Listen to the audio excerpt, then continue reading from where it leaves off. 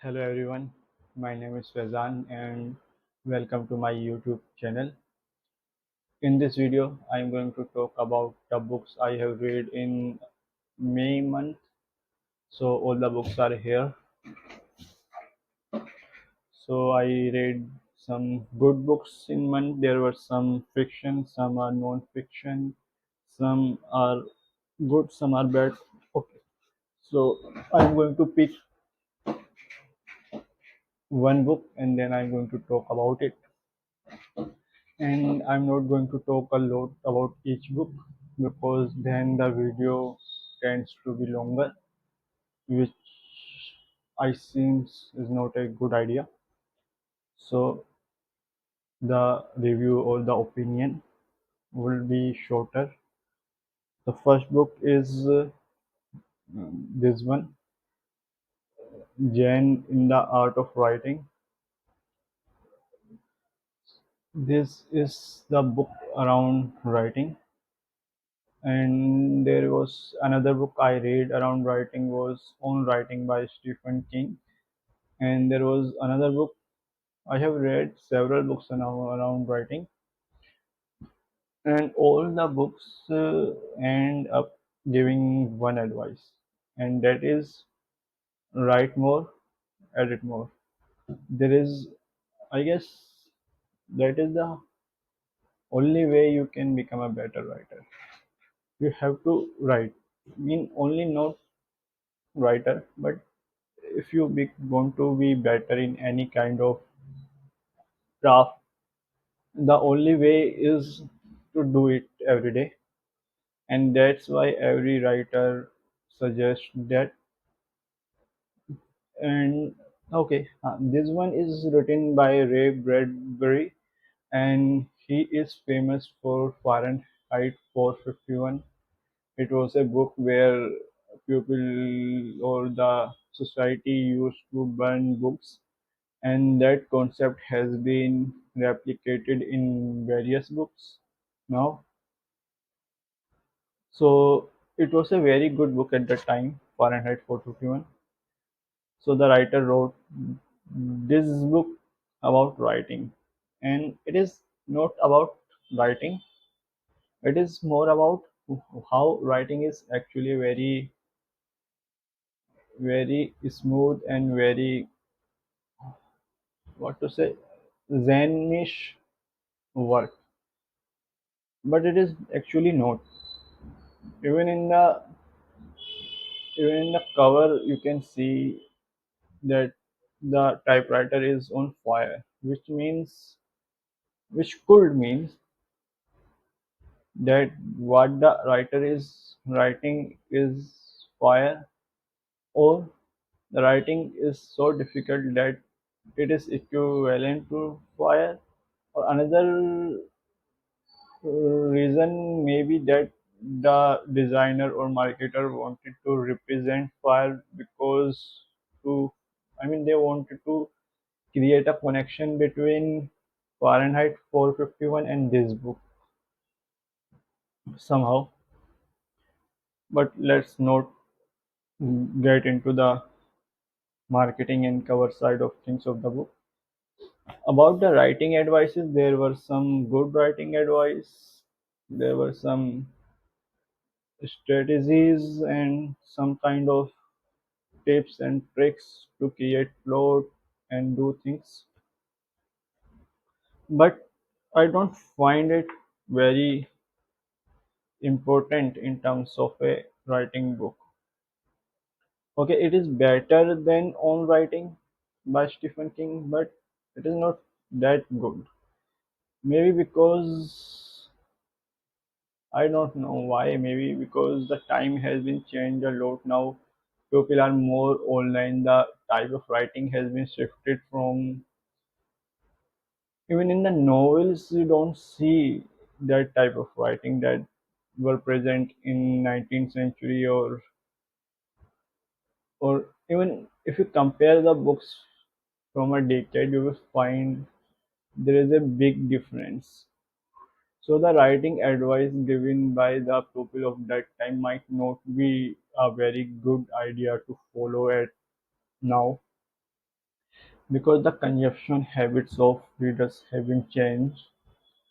The of course the universal or the standard concepts are still there, but the executions, the way the ideas take the shape has changed a lot.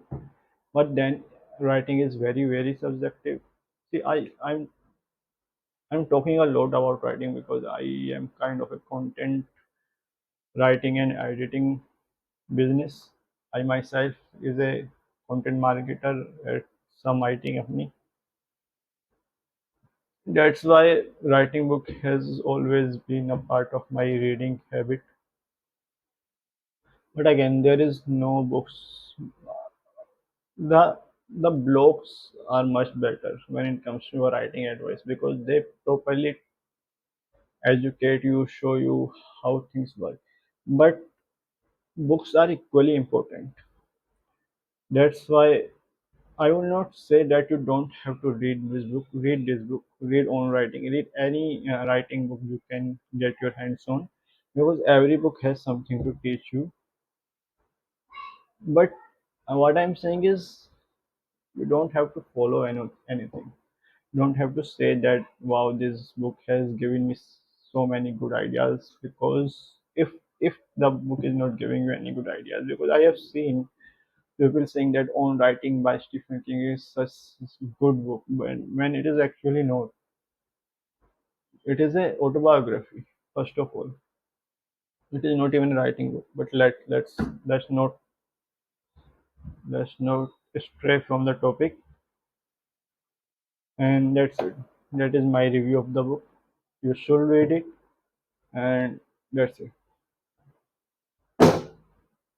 Another book is The Art of Conversation, or What to Say and When, by Catherine Blythe, whatever.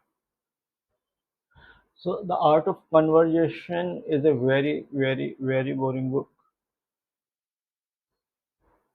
for me,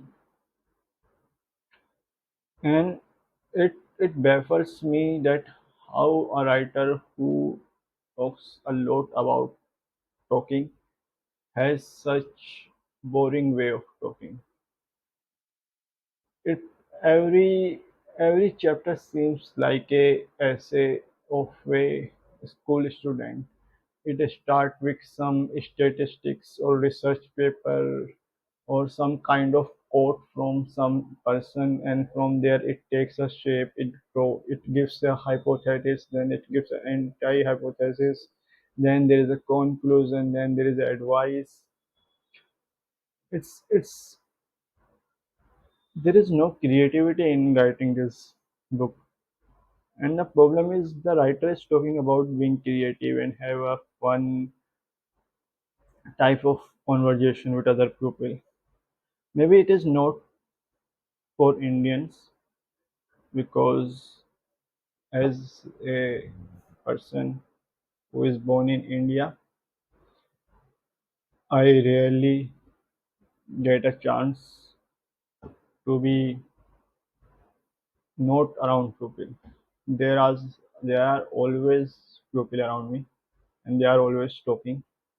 And doesn't matter how much you try to not to participate in conversation, you have to, because people will, of course, I mean, the conversation are interesting and you have to give your opinion, and this is how you become good conversation person in India, because there are always someone talking.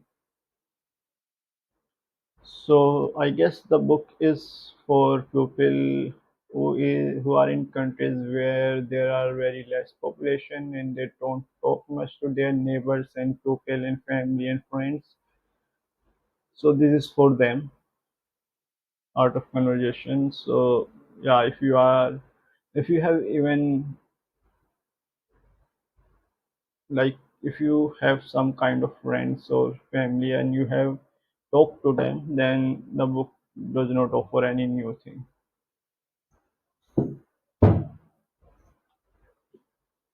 Another book is Atomic Habits by James Clear, and it is a very famous book. I guess it is famous because people like to show that they have read this book. People like to recommend this book to other people, so the other people will perceive them as a well-read person, because there are several books that you will find in every recommended list, like Rich Dad, Poor Dad, Atomic Habits, How to Make Friends, The Power of Persuasion. Hmm. And there are some more books, and those books people recommend, like someone recommend those books to them, and then they recommend those books to another people, and the chain just continuously going on. So I have read that book, and if you have like even little bit discipline in your life, then this book is not for you, because that's what this book is all about. And the point is, creating habits is, most of the people are not in search of finding the way to how to make a habit. They do not want to make a habit. They are not like, okay, I want to quit smoking, but I am not able to. They are more like, I do not want to quit smoking. That's it. The book is only for you if you already have something in your mind, like I want to do it, but I'm not able to do it because I'm not a very disciplined person. Only then this book can help you through his four-step or four-step process of learning, making a habit. And that is like, make the habit obvious, make the habit easy, make the habit satisfying to do, all that things. Or it will be like installing a Snapchat, but you don't have any friends. You have to have a friends with whom you can talk to on Snapchat. Only then the Snapchat application is useful. Another book is Stephen King, Just After Sunset by Stephen King. It is a collection of short stories, I would say, and some of the stories are good, and others are just bit. I mean, there are only two stories that I find interesting. One was about the cat, and another one was graduation party.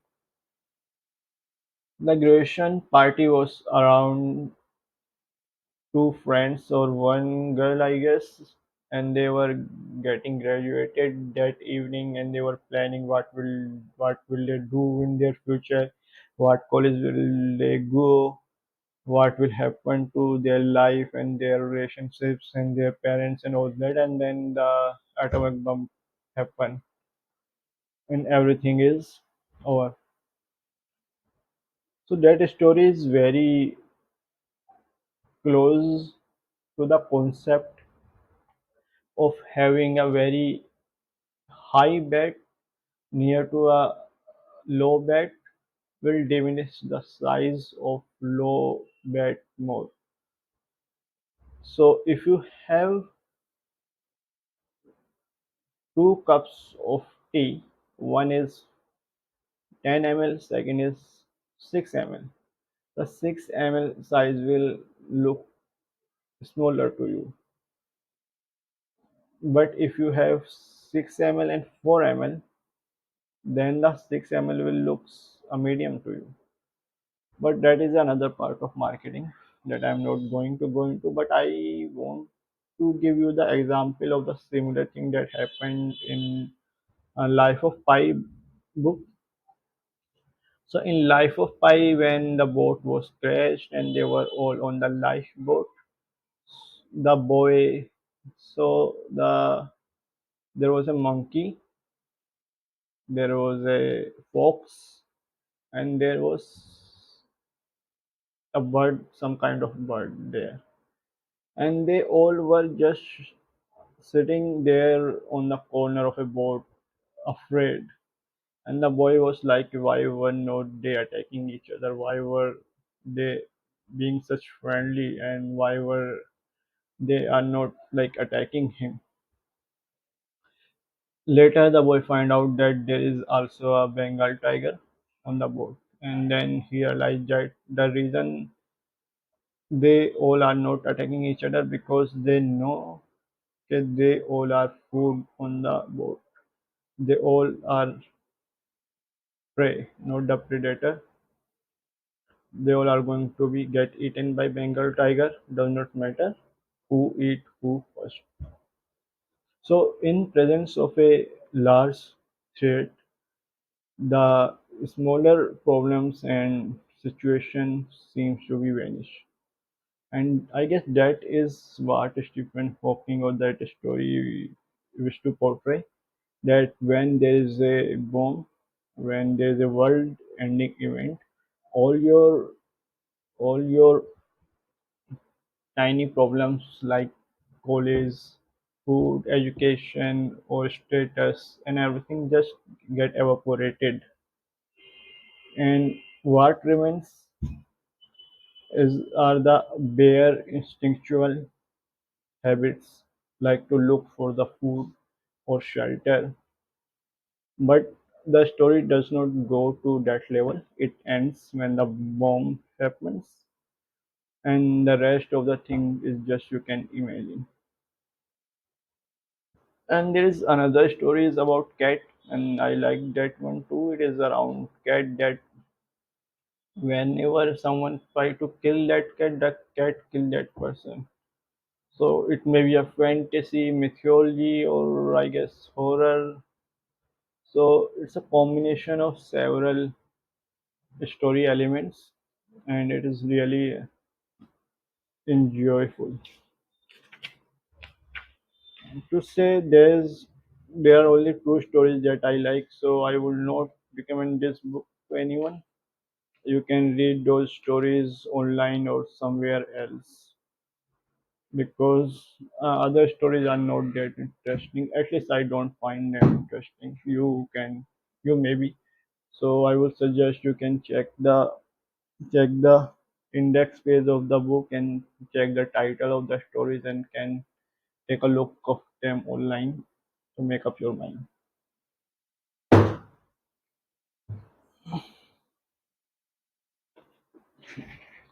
Another book is The Shadow Lines by Amitav Ghosh. This is the second book that talking about the history and fiction. The first book I remember I read this month or year was Shame by Salman Rushdie. Amitav Ghosh is not nearly any good than Salman Rushdie.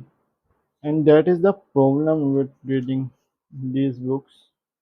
Once you read a good book on a similar subject, all other books seems pale in comparison.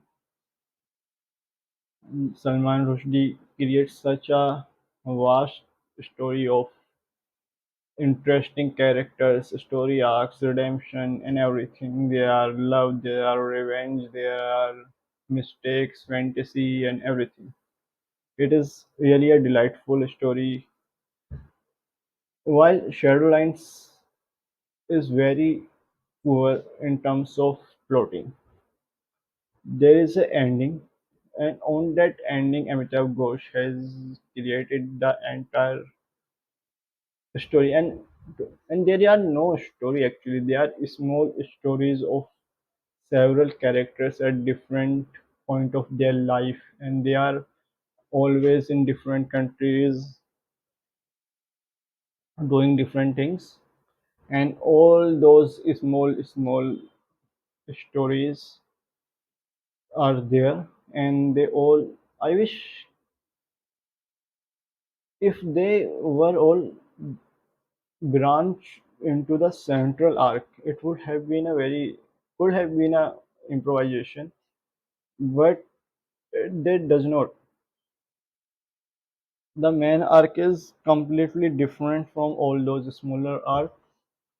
They don't properly integrate, which gives the book kind a sense of a modularity, but those modules are not properly communicating, which gives which makes not a comprehensively told story.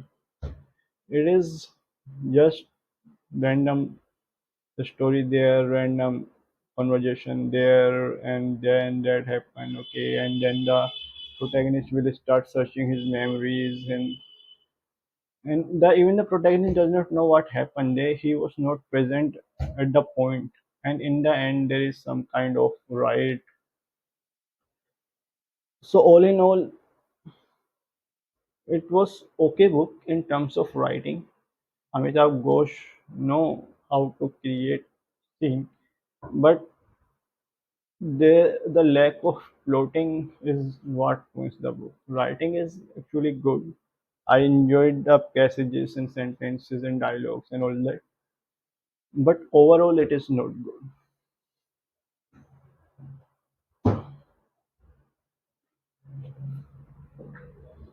Another book is when marketing becomes a minefield.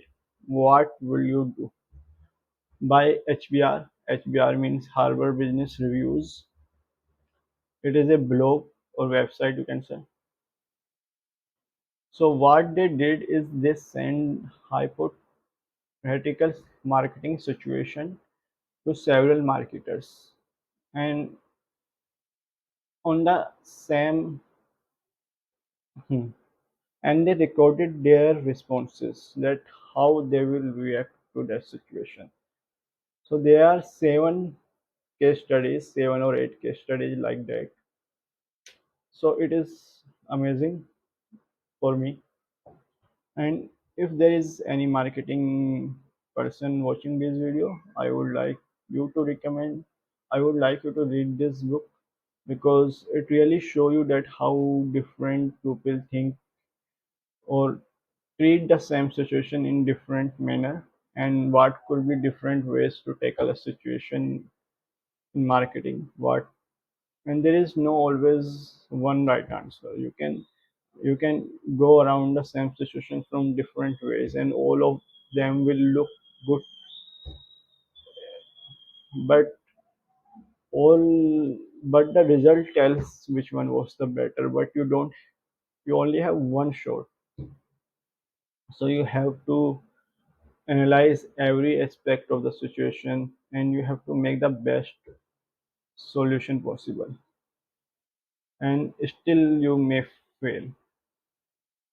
But I guess that's why this book is very good, because you read the situation and you make up your mind. You think, okay, if that happen, I will do that personally, and then you read what the seasoned marketer will do, what those professionals will do, and you will see that you have not considered so many important parts, and you are completely wrong.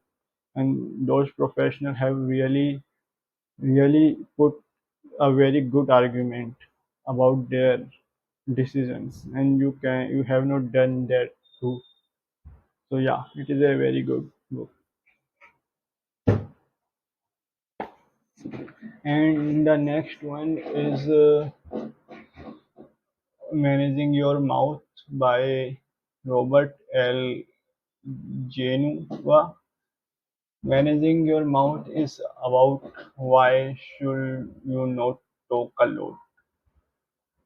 And it is a book that I think everyone should read because we have become very open and very ongoing when it comes to social media. Every thought, every opinion, everything we do, we try to put on social media, which is not actually required. You don't have to tell what you think about the color of the new laptop. You don't have to. You don't have to. Voice out your voice out your opinion around the new policy made by some private company sitting at the opposite side of your globe. But still, the social media has given people the voice and they are using it, which is a good thing. But on the same side, you don't have to. And that's what this book talks about. It certainly do not talk about social media that much, but it shares that you don't have to speak a lot. The less you speak, the better you will be in your situation. The better situation you will be if you are not saying everything that is in your mind. So, and when you are doing that, when you are listening more than speaking, then you are collecting information, which of course you will forget. But the point is, it will be saving you from so many problems. Like, you may say something very poor to someone and you may think that okay, it does not affected me, but it could affect you in like 2 years, 3 years, 4 years. Anything can happen. It is a small world. So yeah, I suggest this book to everyone I know because some advices are really very good. Like, I am always mindful of what I say because I know the walls have ears, and I very rarely talk about or reveal sensitive information. See, that's the book talks about. Like, people say these things that I am not talking, I am rarely talking, but they are putting out information so easily. There are some research, there are case studies around it that when you tell people to not share some information, they tend to share that information much faster. So yeah, this is the book I recommend to everyone.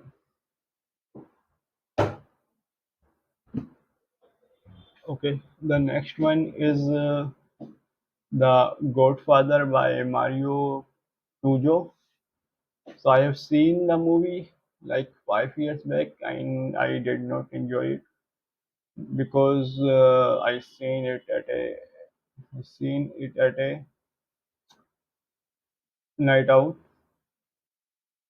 so it was not the movie that we were concentrating on. Well, I read a post, maybe it was fake or maybe it was real, that when Mario Puzo wanted to learn the writing or copywriting, like how to write a script for the movies. So he picked a book, and the first line of the book was, okay, read the Godfather script, and that the Godfather script was written by Mario Puzo. So that post actually inspired me to read that book. I really wanted to see how good this one is, how good the movie is actually. I wanted to see, yeah, how Mario Puzo has adopted his book, has converted his book into a movie. And after reading the book, I can say, yeah, it was excellently converted.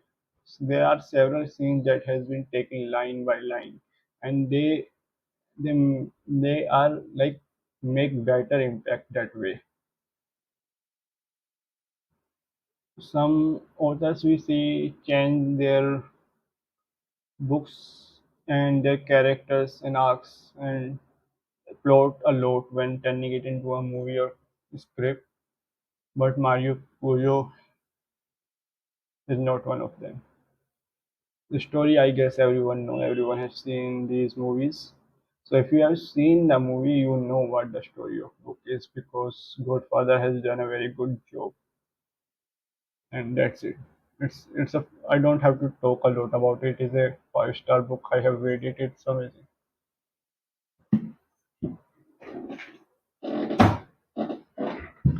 So that's it. And yeah, see you next time. Bye.